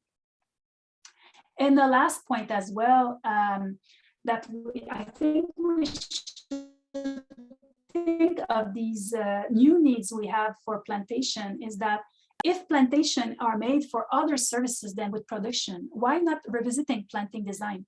Because planting in rows is efficient for wood production, but is it the case for other ecosystem services? There is some studies that have shown that planting design have a strong impact on the tree capacity to mitigate heat islands in cities. So planting design also have impact on habitat for wildlife and also to our connection to the land. So might be interesting to think of different ways of planting the trees. So yeah, a lot to think of from this simple question of what should we plant. So I will leave that to your turn to ask question. Next slide, please. Great, thanks. Thank you, Isabel. That's a, there's the same thing with Philip, just amazed with the amount of, effort that is put into developing these tools and you know, it's hard to not appreciate it when it's being explained from someone who's actually in the works of developing it. So great, great overview of what you're working on.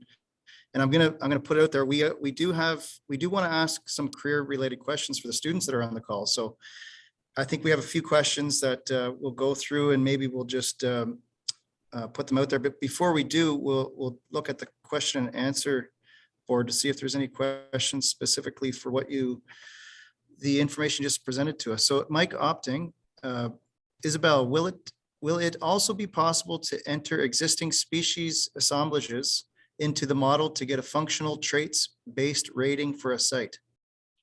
Yes, that's yeah, thanks Mike for this question. This is really the step 2 where we say we can use this approach to, I really pass it fast in my 3 steps we're doing, but you can use the same approach to assess the ecological quality of a site, or the capacity of a site to provide those ecosystem services. So that's, and I think in the future it would be interesting to be able to get both. So you do an assessment of what's there, you see what is missing, and then the model can help you to see what needs to be planted to. So it's not only saying we have a recipient system and we scrap everything to do something new. We work with what's there, and then we restore to just enhance foster the services we receive from those forests. So thanks, Mike, for this question. Yes, it's possible. Great. Yeah, thanks, Mike. Another question from Dean Rosen. Are quantitative economic evaluations of non-timber forest values and ecosystem services integrated into decision-making and modeling for when, where, and how many trees to plant in a given area?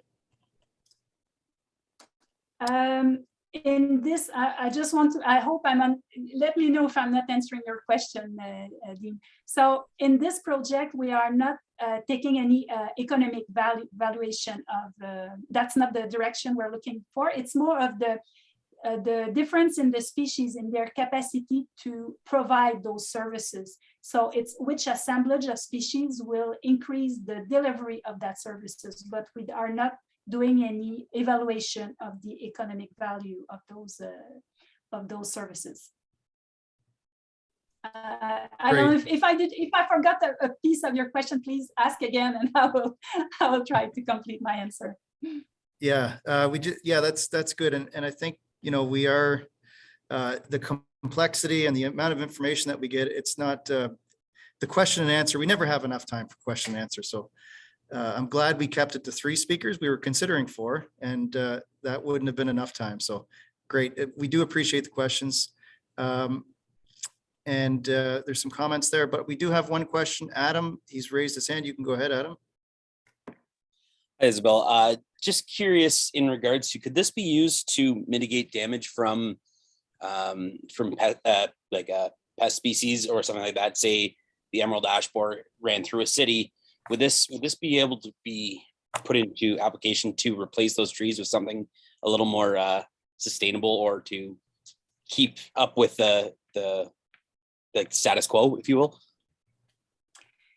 Yes, that was exactly the start of this project was with a meeting with we were in the field with people from City of Ottawa, and at the 2014, I think 2015, something like that, we were looking, there were forests where we had a really nice woodlot, a big, huge tree that were all dead from the emerald ash borer because it was mainly dominated by ash. And then the question was, what should we plant now? And then the question was what the people around living there, what they want from that area, because it's so important for them to have a green space. So then that's from where it started. So what we want, this was a first, we had a really good collaboration with the City of Sudbury, and they are so well advanced in ecosystem restoration. It's closer to the zoo. So that's why we started with them.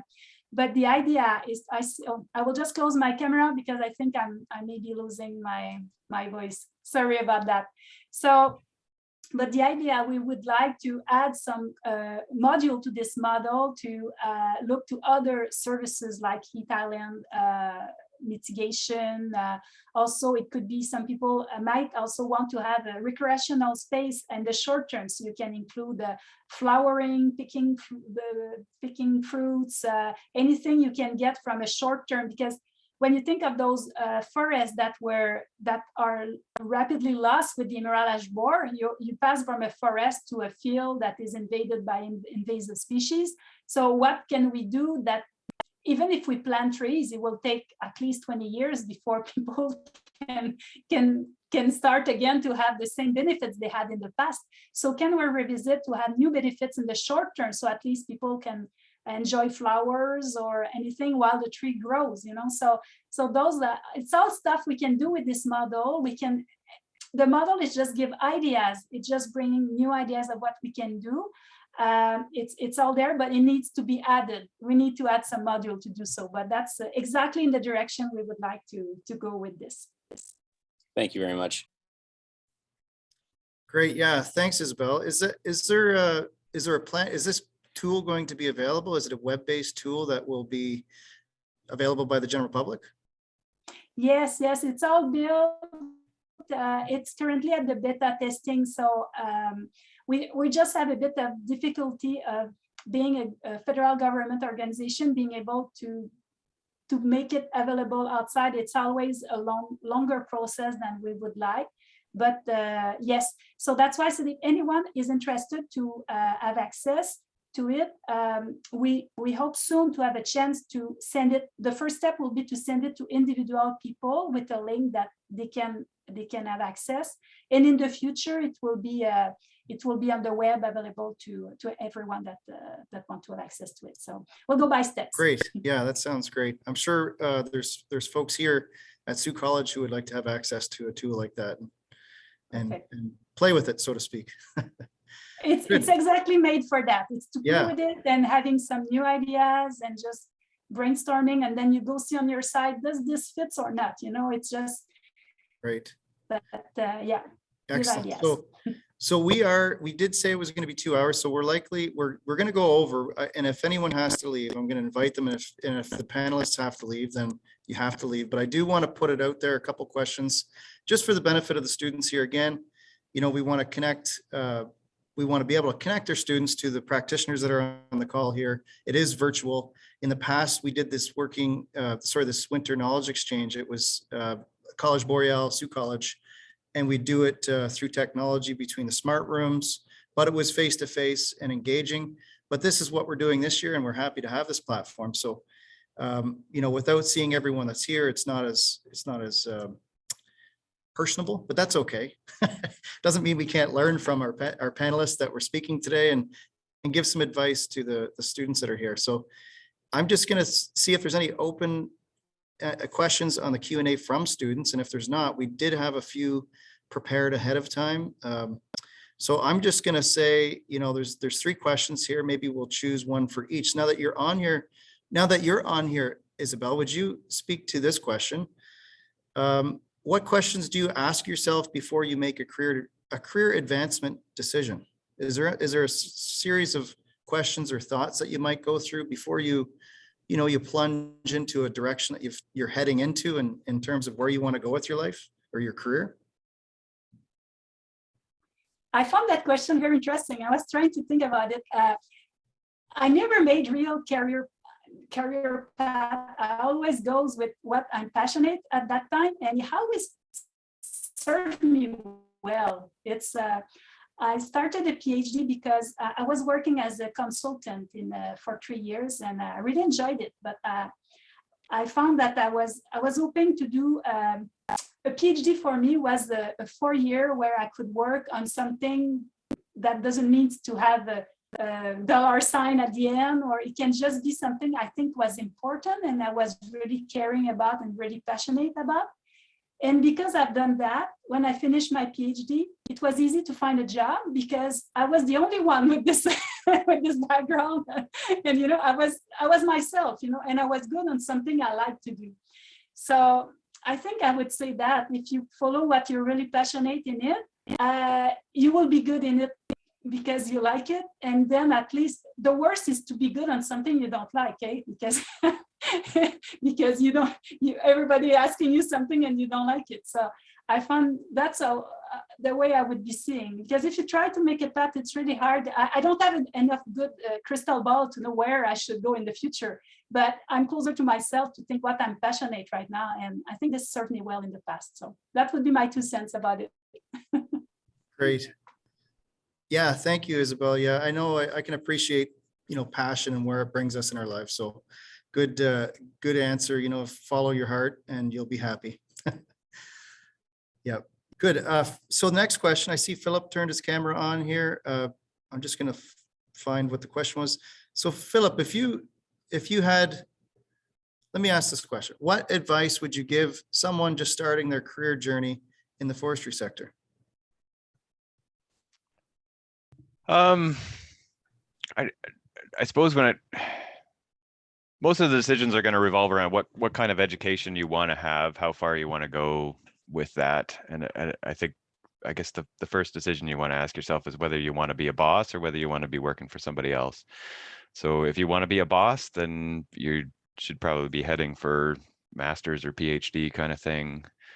And when you get into those types of education, it's about picking a project that you're interested in and finding the people that do it and trying to get supervised by somebody who's doing something that you like. If your decision is that you'd rather be working for somebody else, then maybe college diploma is the way to go and be a tech under somebody else, or undergrad degree is a good way to go there as well. So yeah, I guess for me that would be your first decision to make. Do you want to be at the top, or are you happy to be working for somebody else? And the world needs both. So yeah, great. Well, I appreciate that, Philip. And it comes down to the networking, right? And this is where, if you can connect with people, you may have a goal, but those goalposts always change depending on where you start finding, as Isabel said, you find passions as you go through your career. Like I started off tree planting, never thought I would have a career in forestry, went to forest technician school, loved it, worked, went back to school again, university, and now here I am teaching forestry. So I just, from my perspective, I believe it's dynamic, a career path. So yeah, thanks for sharing that, Philip. And I'm going to go to another question for Isabel. There's one more that I have here. Isabel, if you're still here, Isabella Allen, are there, and maybe all three of you can speak to this, because this is really a good question for all of you, because students, there seems to be an excess amount of jobs out there, but it's always nice to know the people that are speaking, is there job opportunities available with your organization? So maybe I'll put that out there for Isabel first. Yeah, speaking as one of the Isabels today, Wakatoan does have potential for people to work with our Guardians program, specifically youth, which would include anyone in school. But also we are always growing and expanding. We're kind of in a period of transition right now. So if you are interested in us, definitely send us your resume or get in touch and we will talk to you. Great, thank you. And how about with the federal government? I don't know, Phil, if you had the exact, I know there's a program for students, specific for students. I don't know, Phil, if you have the exact name of the program, but sure, we need some student frequently during the summer for field work. So that could be a way through this program. If not, I would invite, oh, thanks, yeah. So Mike got the information in the chat. That's perfect, so good. Yeah, I did recall exactly the name. So you can go there, and also you can also, if you are interested to work on a specific subject, I would feel free to send your curriculum to the just go see the different scientists at the Great Lakes Forestry Center, what we're doing. And if you're interested in a specific subject, explain why, and you could have, yeah, or we can forward it to other scientists, but that's, yeah.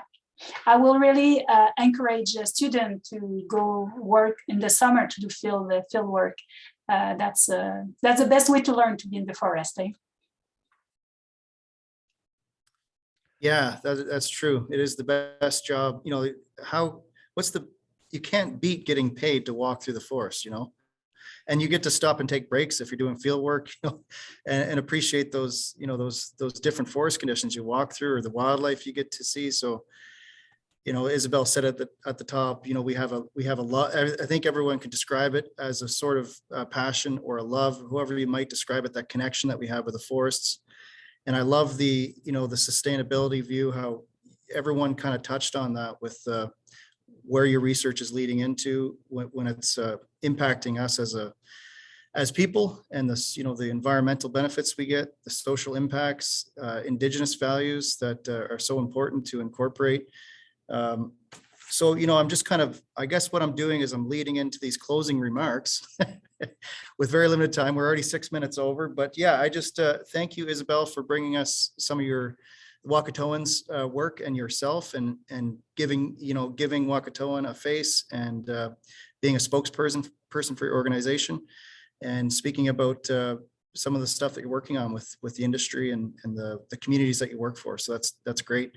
And both Isabel and Philip, the research that you're working on is complicated, and to give you only 20 minutes to get into some level of detail is difficult. So we really appreciate you giving us some insight into what you're working on, and sharing with us. So that's the whole point of this. Thank you for everyone for coming out. I see that people had to leave already, but for the students that's still on here, we had a great introduction to what the CIF stands for. You know, there's right, Natasha has a poll. So if anyone that's still here, I still see we have 57 people here. If you could fill out this poll, this would be very beneficial.